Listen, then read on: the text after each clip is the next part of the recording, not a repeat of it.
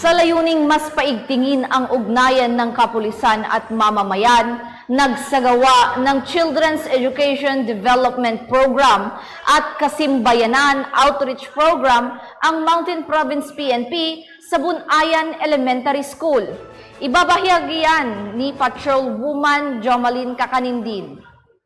Matagumpay na idinaos ng Mountain Province PNP ang 2-day Children's Education Development at Kasimbayanan Outreach sa 89 na mag-aaral ng Bunayan Elementary School sa Bunayan, Sabangan, Mountain Province kamakailan lamang. Pinangunahan ng Mountain Province First Provincial Mobile Force Company ang nasabing aktibidad kasama ang local government unit ng Sabangan, katuwang ang BFP, MSWDO, Sabangan Municipal Police Station at mga aktibong religious leaders, mga magulang at mga guro. Tampok sa aktibidad ang isinagawang talakayan na nagbibigay ng karagdagang kaalaman tungkol sa kalagahan ng edukasyon sa pakikibaka laban sa pang-aabuso sa droga, kriminalidad at lalong-lalo sa insurhensya. Maliban dito, nagsagawa din ng team building ang Mountain Province PNP sa mga mag-aaral kasama ang kanilang mga magulang at guro upang palakasin ang self-esteem, pakikipagtulungan, tiwala, kumpiyansa at sportsmanship ng bawat mag-aaral.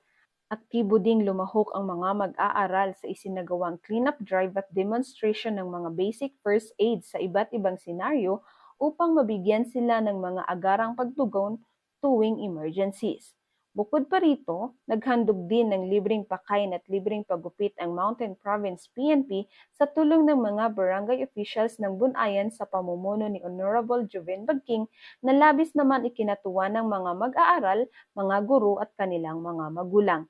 Ito ay patunay na ang pambansang pulisya katuwang ang iba't ibang ahensya ng pamahalaan sa pagpapatupad ng mga programa at paghahatid ng serbisyo sa mga komunidad tungo sa nagkakaisang bagong Pilipinas.